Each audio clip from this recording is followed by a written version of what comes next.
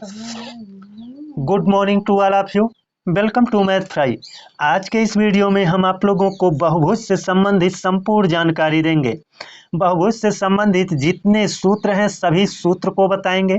जैसे जैसे मैं सूत्र को बताता जाऊंगा सभी सूत्र आपको याद होते चले जाएंगे। लेकिन एक रिक्वेस्ट आपसे ये है कि आप वीडियो को पूरा देखिएगा, स्किप मत करिएगा। तो चलिए चलते हैं, एक एक पॉइंट को क्लियर करते हुए अपने क्लास को आगे बढ़ाते हैं।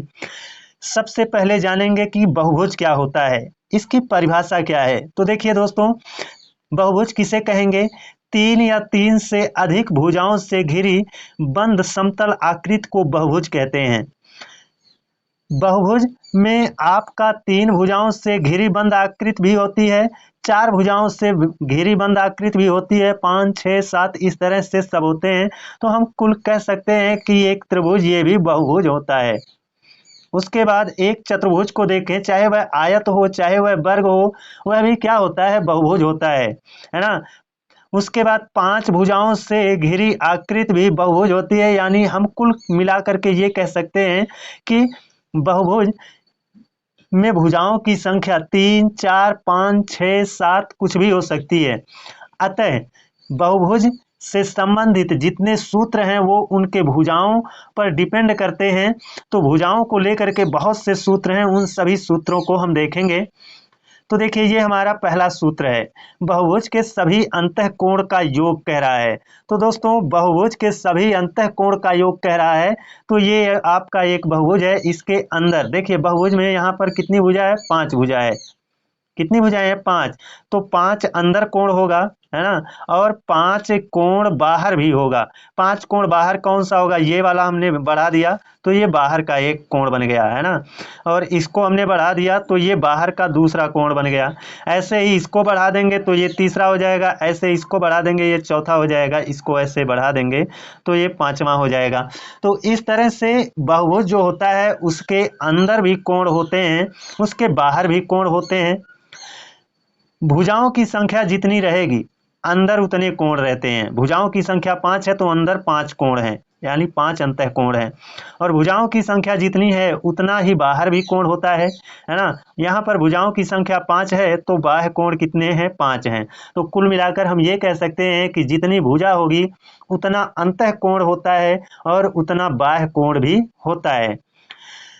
अब इसमें बहुभुज के सभी अंतःकोणों का योग कहा है। तो देखिए, अंदर के पांचों कोणों का योग ज्ञात करने का फार्मूला होता है n-2 इंटू 180। n क्या है? भुजा की संख्या है। n क्या है? भुजा की संख्या है। अतः भुजा की संख्या जितनी रहेगी उसमें से 2 घटा करके 180 से गुणा करेंगे। अगर भुजा की संख्या 5 है तो उससे 2 घटा लेंगे, हो जाएगा 3, और 3 का 180 से गुणा कर देंगे। अगर भुजाओं की संख्या 12 है तो 12 में से, देखिए भुजा मतलब n, भुजाओं की संख्या को n से इंडिकेट किया गया है। अगर भुजाओं की संख्या 12 है तो 12 में से 2 घटाएंगे यानी बचेगा 10, 10 का 180 से गुणा करेंगे। बहुत आसानी से इन सब चीजों को आप याद कर सकते हो। ये देखिए, दूसरा है बहुभुज के प्रत्येक अंतःकोण का माप। दोस्तों, ये कुल अंतःकोण का मान है और इसी में हम भुजाओं की संख्या से भाग दे दें तो एक अंतःकोण का मान आ जाएगा। ये है n-2 इंटू 180। तो इससे तो कुल अंतःकोण आएगा, लेकिन कहा है कुल नहीं, प्रत्येक का मतलब एक कोण का मान कह रहा है। ये सब जोड़ करके, अंदर के पांचों कोणों को जोड़ करके इस वाले सूत्र से लाते हैं। लेकिन पांचों में से एक कोण का मान कैसे आएगा, है ना, एक मान का कोण कैसे आएगा? तो कुल अंतःकोण में भुजाओं की संख्या जितनी है, अगर n है तो n से भाग दे देंगे, है ना। 12 भुजा है तो 12 से भाग दे देंगे, है ना। 10 भुजा है तो 10 से भाग दे देंगे। अब चलिए तीसरे सूत्र पर, सभी बहिष कोणों का योग कह रहा है। सभी बहिष कोणों का योग यानी बाहर बाहर के सभी कोणों का योग। अगर ये बहुभुज है दोस्तों तो इसके बाहर बाहर के सभी कोणों का योग ज्ञात करने का कोई सूत्र नहीं है, उसकी फिक्स वैल्यू होती है। सभी बहिष कोण का योग फिक्स है, कितना होता है? 360 अंश होता है। सभी बहिष कोणों का योग 360 अंश होता है। अब कह रहा है प्रत्येक बाह्य कोण का मान, है ना। यहाँ तो बाहर के सभी बाह्य कोणों का योग 360 होता है, लेकिन एक का कह रहा है तो 360 में भुजाओं की संख्या से भाग दे दो, तो भुजाओं की संख्या जितनी होती है उतना ही बाह्य कोण भी होता है ना। तो भुजाओं की संख्या से हम भाग दे देंगे, तो n से भाग दे देंगे, n क्या है, भुजाओं की संख्या है। ये आ जाएगा एक बाह्य कोण का मान। ये कह रहा है एक अंतःकोण और एक बाह्य कोण और एक अंतःकोण का मान क्या होगा। तो दोस्तों आप जानते हैं एक बाह्य कोण होगा और एक अंतःकोण होगा, इसका मतलब ये अंदर का एक कोण और ये एक कोण बाहर का। तो आप देखोगे ये एक सीधी रेखा है, ये क्या है, एक सीधी रेखा है, और आप जानते हो एक सीधी रेखा पर कुल कितने अंश का कोण बनता है, 180। अतः एक बाह्य कोण और एक अंतः कोण दोनों को जोड़ लेंगे तो कितना होगा, 180 अंश होगा। कह रहा संपूरक कोण। अब दोस्तों यहाँ पर संपूरक कोण का मतलब ऐसे दो कोण जिनका योग 180 अंश होता है। मान लिया एक कोण अल्फा है, दूसरा कोण क्या है, बीटा है। दोनों कोण अगर जुड़ करके 180 हो जाते हैं तो ये अल्फा और बीटा दोनों एक दूसरे के संपूरक कहे जाएंगे। तो इतना याद रखना, संपूरक कोण का मतलब ऐसे दो कोण जिनका योग 180 अंश होता हो, वो दोनों एक दूसरे के संपूरक कोण कहलाते हैं। अनुपूरक कोण कह रहा है, तो देखिए दोस्तों अनुपूरक कोण ऐसे दो कोण, अनुपूरक कोण को ही पूरक कोण भी कहा जाता है ना। अनुपूरक कोण को पूरक कोण भी कहते हैं। तो ऐसे दो कोण जिनका योग 90 अंश होता है उनको हम कहते हैं ये अनुपूरक कोण है। मान लिया एक कोण अल्फा है और दूसरा कोण बीटा है, अगर दोनों जुड़ करके 90 अंश होते हैं तो अल्फा और बीटा एक दूसरे के अनुपूरक कहे जाएंगे, यानी पूरक कोण कहे जाएंगे। अब बहुभुज के विकर्णों की संख्या आप देख रहे होंगे दोस्तों, इस तरह से एक बहुभुज होता है तो इसके कितने विकर्ण होंगे। तो देखिए ये वाला जो बिंदु है ना, इस वाले बिंदु से हम यहाँ मिलाएंगे, ये एक विकर्ण बनेगा। इस वाले बिंदु से यहाँ पर मिलाएंगे, विकर्ण नहीं बन पाएगा, ये भुजा बन जाएगी, है ना। यहाँ से इसको मिलाया तो एक विकर्ण बन गया। अब देखिए इसको इससे मिलाएंगे तो भी विकर्ण नहीं बनेगा, भुजा बन जाएगी। तो ये 3 छोड़ना पड़ता है, यानी भुजाओं की संख्या जितनी है उसमें से 1 2 3 घटाना पड़ता है ना। और यहाँ से भी इसको मिला सकते हैं, ऐसे मिला सकते हैं, है ना, यहाँ ऐसे मिला सकते हैं, इस तरह से सब जगह बनेगा। तो विकर्णों की संख्या ज्ञात करने का फार्मूला क्या है, तो उसके लिए है n, है ना, n-3/2।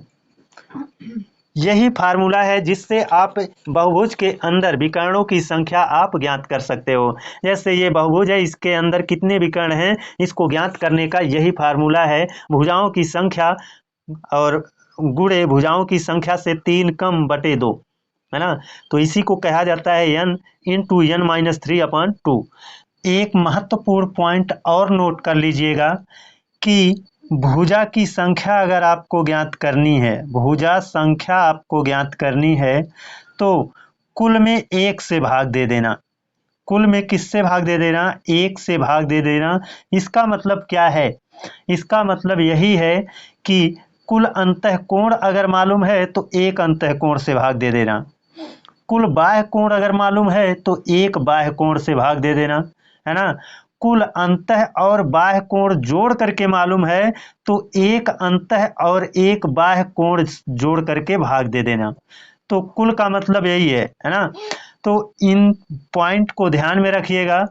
तो अब चलते हैं अपने पहले क्वेश्चन की ओर और एक एक क्वेश्चन को सॉल्व करते हैं।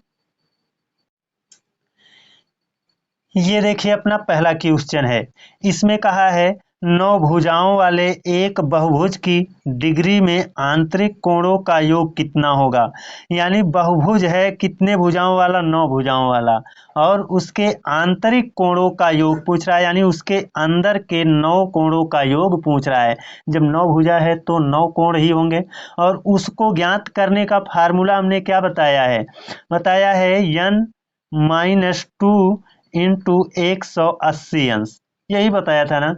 n मतलब भुजा की संख्या, भुजा की संख्या से 2 घटा देंगे और भुजा की संख्या कितनी है 9, 9 से 2 घटा दिया बचा कितना 7, 7 गुणे 180। अब इनका गुणा कर लीजिए, 18 सत्ते 126 है ना, और ये 0 रख लिया, यानी 1260 डिग्री का कोण होगा, जो कि आपको ऑप्शन सी में दिख रहा है। दूसरा क्वेश्चन, ये देखिए अपना दूसरा क्वेश्चन है। इसमें कहा है एक नियमित बहुभुज में प्रत्येक आंतरिक कोण 108 अंश का है, तो भुजाओं की संख्या कितनी है। और दोस्तों मैंने अभी बताया था कि भुजा संख्या आपको ज्ञात करनी है तो कुल में 1 से भाग दे देना, कुल में कितने से 1 से भाग दे देना। तो देखिएगा है ना, कुल बाह्य कोणों का योग कितना होता है ये हमको मालूम है, इसका वैल्यू फिक्स है, कितना होता है 360।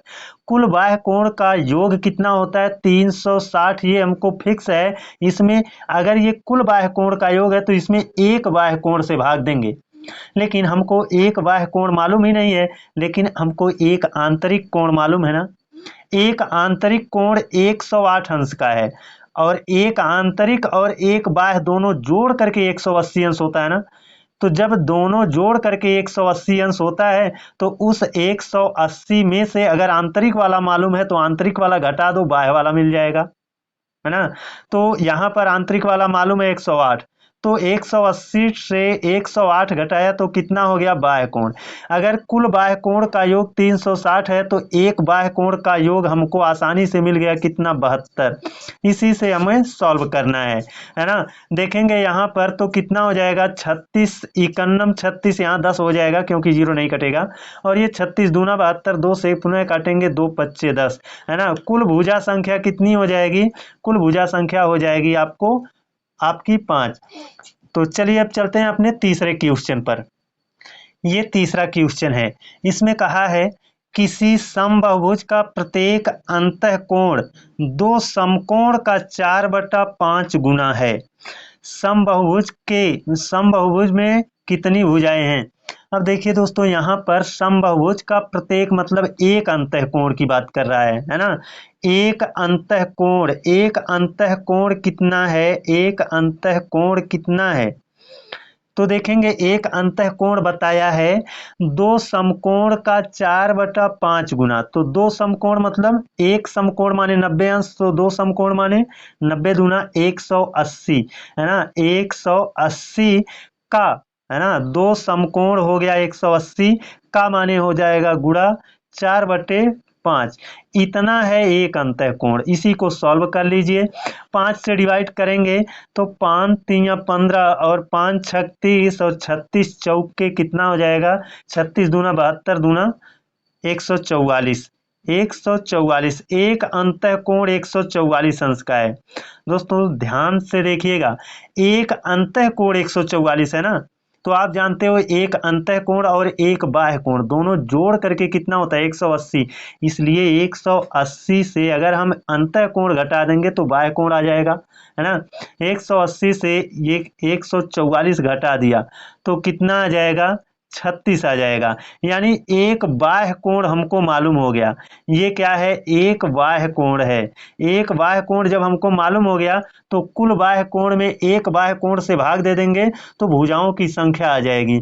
कुल बाह्य कोण फिक्स होता है कितने का 360 का, और एक बाह्य कोण कितना है 36 का, तो 36 से भाग दे दिया, 36 इकन्नम 36, ये हो गया 10, यानी इसमें कुल कितनी भुजा है 10 भुजा है। दोस्तों आसानी से ये सारे क्वेश्चन लगाए जा सकते हैं। अगर आपको अच्छे से समझ में नहीं आ रहा है तो आप कमेंट करके मुझको बताइएगा, निश्चित रूप से मैं आपकी हेल्प करने की पूरी कोशिश करूंगा। तो चलिए चलते हैं हम अपने चौथे क्वेश्चन की ओर। ये देखिए अपना चौथा क्वेश्चन है, बड़े ही ध्यान से देखिएगा, है ना। इसमें कहा है एक सम दशभुज का एक अंतःकोण किसी सम अष्टभुज के एक अंतःकोण से यक्ष अंश बड़ा है, यक्ष का मान बताइए। देखिए दोस्तों यहाँ पर दो बहुभुज हैं, एक में क्या है 10 भुजा है और दूसरे में क्या है 8 भुजा है ना। तो हम ये कह सकते हैं जो दशभुज है ना, और जो अष्टभुज है, अष्टभुज, तो आपको आपको यहाँ पर कहा है अंतः कोण, लेकिन हम पहले निकालेंगे बाह्य कोण, है ना। बाह्य कोण आ जाएगा तो अंतः कोण आ जाएगा आसानी से। तो दशभुज कहा है तो चाहे दशभुज हो चाहे अष्टभुज हो, है ना, दोनों के ही बाह्य कोणों का योग कितना होता है 360। दशभुज में भी बाह्य कोणों का योग 360 होगा, अष्टभुज में, है ना, आठों बाह्य कोणों का योग 360 होगा। बस एक बाह्य कोण ज्ञात करना है, तो ये दशभुज है तो 10 से भाग देंगे, और एक बाह्य कोण ज्ञात करना है तो ये अष्टभुज है तो 8 से भाग देंगे, है ना। अब इसको सॉल्व करते हैं तो देखिए ये 10 ने इस जीरो को कैंसिल किया तो ये हो गया एक बाह्य कोण, है ना। ये एक बाह्य कोण कितना हुआ, दशभुज का एक बाह्य कोण 36 अंश का हुआ। और इसको क्रॉस करते हैं तो देखिए 8 चौक 32, है ना, और बचा कितना 4, 40 हो जाएगा, 8 पच्चे 40। तो अष्टभुज में एक बाह्य कोण कितने का हुआ 45 अंश का। तो आप दोस्तों जानते हो कि जो दशभुज हो या अष्टभुज हो, है ना, कोई भी बहुभुज हो, उसके अंतः कोण और बाह्य कोण का योग 180 अंश होता है। तो 180 से अगर हम 36 घटा देंगे, 180 से 36 घटा देंगे तो अंतः कोण आ जाएगा। इसमें भी 180 से 45 घटा देंगे तो कितना आ जाएगा, अंतः कोण आ जाएगा। और दोनों अंतः कोण का अंतर कितना बताया है, यक्ष अंश, और जो देख लेंगे अंतर जितना रहेगा वही क्या होगा, यक्ष का मान होगा। तो 180 से हमने जब 36 को घटाया, है ना, तो कितना आएगा, 180 से 36 को घटा देंगे हो जाएगा 144, और 180 से जब हम 45 को घटा देंगे तो कितना हो जाएगा 135, है ना। कितना बचा है 135। अब देखिए ये अंतः कोण है दशभुज वाला, और ये अंतः कोण है अष्टभुज वाला, दोनों में अंतर कितना है, 44 से 35 घटाया तो कितना हो गया, 44 से 35 घटाया तो हो गया 9। ये देखिए अपना पांचवा क्वेश्चन है, इसमें कहा है किसी द्वादश भुज में कुल कितने विकर्ण होंगे। तो अभी हमने आपको बताया था विकर्णों की संख्या ज्ञात करने का सूत्र क्या होता है, n और n-3, है ना, अपान 2, यही होता है। और यहाँ पर n क्या है, भुजा है, और भुजा यहाँ पर दिया है द्वादश यानी 12, 12 गुणे, और यहाँ पर 12 से 3 कम यानी 9 बटे कितना 2, 2 से क्रॉस करेंगे 6 हो जाएगा, 6 9 का 54, कितना होगा 54। 54 भुजा आपको ऑप्शन बी में देखने को मिल रही होगी। अब चलते हैं अपने लास्ट क्वेश्चन, छठवें क्वेश्चन पर, है ना। बहुत ही अच्छा क्वेश्चन ये भी है। कहा है यदि दो पूरक कोण 11:7 के अनुपात में है तो छोटा कोण बताइए। देखिए दोस्तों यहाँ पर कहा है दो पूरक कोण, पूरक कोण किसे कहते हैं, ऐसे दो कोण जिनका योग 90 अंश हो, है ना। तो 90 अंश से दो कोणों को जोड़ करके होगा, तो इसी 90 अंश में से एक ठू कोणवा 11 हिस्सा लेगा और दूसरा वाला कोण 7 हिस्सा लेगा, दोनों जोड़ करके कितना 11 और 7, 11 और 7 18, है ना। देखिए दोनों कोणों का कुल योग कितना है 90, दोनों कोणों के यूनिट का योग कितना 18, 18 से भाग दे देंगे, है ना, 18 से भाग दे देंगे, एक यूनिट की वैल्यू आ जाएगी 18 पच्चे 90, है ना। एक यूनिट माने 5, एक यूनिट माने 5, तो कहा है तो छोटा कोण बताओ, तो छोटा कोण 7 यूनिट का है, एक यूनिट का मान 5 आया है, तो 5 सत्ते 35, कितना हो जाएगा 5 सत्ते 35 हो जाएगा, 5 सत्ते 35 हो जाएगा। तो ये था आज का हमारा क्वेश्चन।